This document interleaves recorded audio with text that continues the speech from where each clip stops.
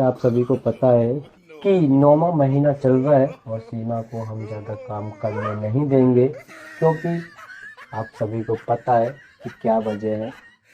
हाँ लप्पू, हम सभी को पता है खेपड़ी का छठा बच्चा पैदा होने वाला है, इसीलिए काम नहीं करने देगा लप्पू। हम सभी को पता है लप्पू का छोटा भाई या बहन आने वाला है, हम सभी को पता है लप्पू। मम्मी अब बहुत बहुत तकलीफ रहने लग गई। हाँ परेशान की है, तू सही कह रही है। कोई बात ना भैया, 2-4 दिन और कम से कम झेल ले। अभी बदत है भाई, अभी बदत है। क्या बात खेपड़ी, बहुत तकलीफ हो रही है।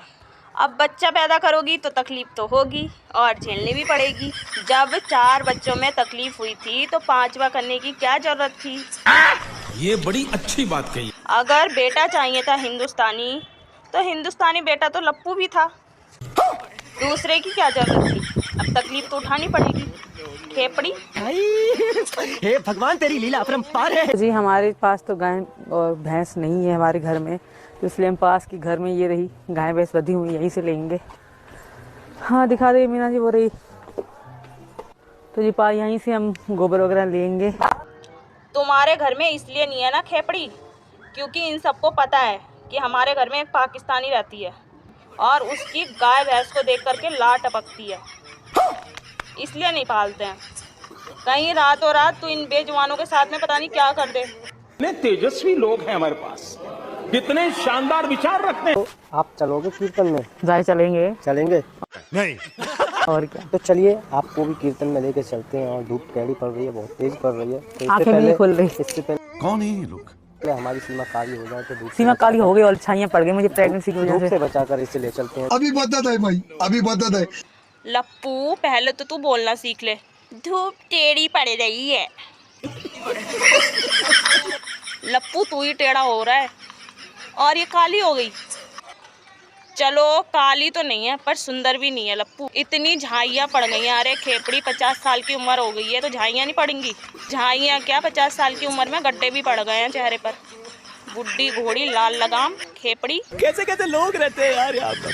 चलो तुमको पागल कुत्ते का गाड़ी उठा के ले जाएगा, बता रहे हैं। पाकिस्तान में ऐसा सिस्टम है, अपने घर में भूखे मरो, जैसे मरो मरो, किसी को पड़ोसी को लेना देना ही नहीं होता कि तुम भूखी हो कैसी भी हो, ऐसा सिस्टम होता है। वो पीड़ा मेरी इन्होंने देखी है, वो मेरे दुख इन्होंने देखे हैं। जिस तरह मैं सचिन को कहती थी, सचिन मैं क्या करूं जब। अच्छा पाकिस्तान में ऐसा सिस्टम था, तू भूखी भी मर रही थी, पहनने के लिए भी कपड़े नहीं थे।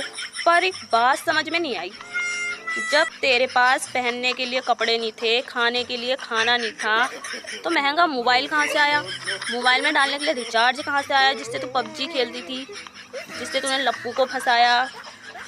और फिर पाकिस्तान से इंडिया तक का सफ़र, सोचने वाली बात है भाई। प्रेम से बोलो राधे राधे, हिंदुस्तान जिंदाबाद। जय श्री राम, जय श्री कृष्णा, हर हर मोदी जी, घर घर मोदी जी, योगी आदित्यनाथ की जय हो। हमारे फेवरेट भगवादारी। रुको जरा, सबर करो।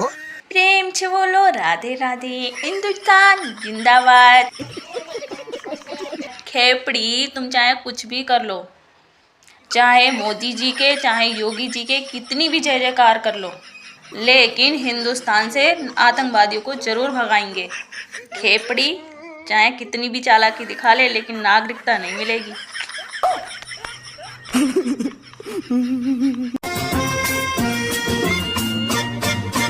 अपने घर में एक नया मेहमान आने वाला है। इतना बड़ा पेट किसका होता है?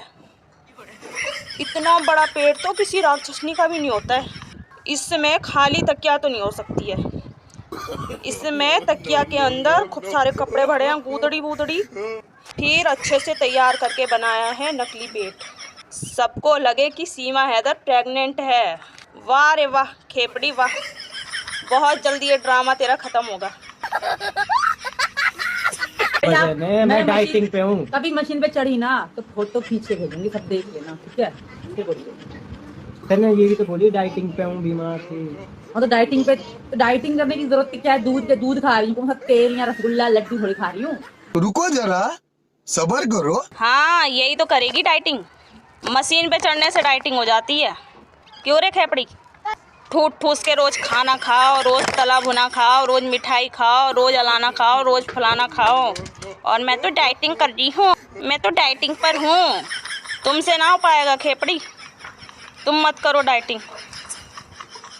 सरकार फ्री का राशन दे ही रही है, खाओ और खूब मोटे हो जाओ। तुम्हें डाइटिंग करने की कोई ज़रूरत नहीं है खेपड़ी। बैगन। जो हमारे भैंस का दूध आता था वो आज भैंस ने दूध नहीं दिया, तो आज लाना पड़ा है मेरे को थैली वाला दूध। अभी मजा आएगा ना।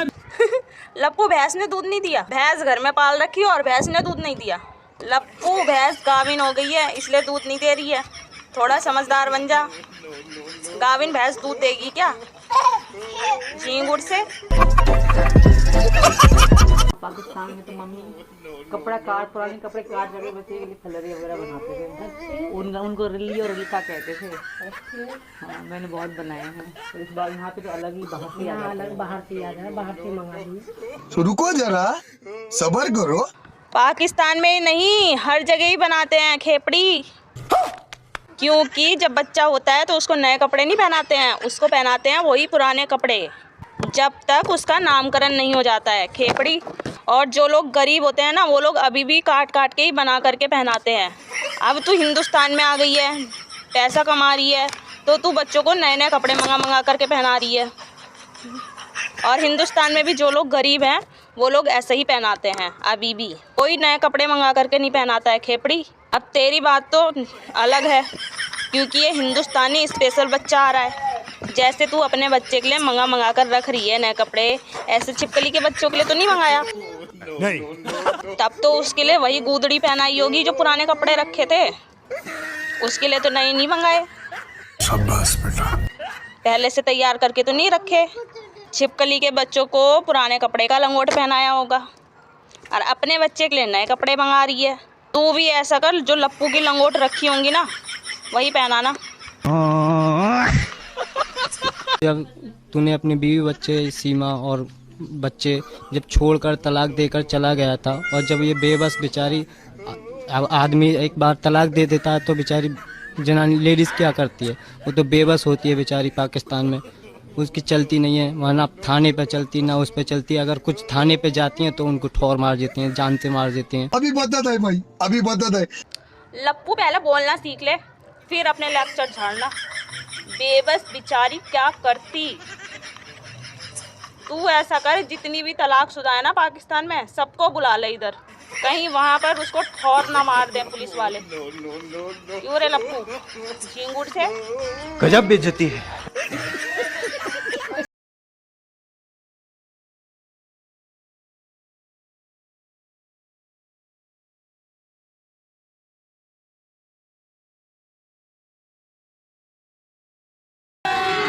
अभी मजा आएगा ना भिड़ो। अरे खेपड़ी, वो तेरे जैसे नहीं होगा, लप्पू के जैसा होगा। सब तेरी तरह हो जाएंगे तो हिंदुस्तानी कैसे कहलाएंगे खेपड़ी।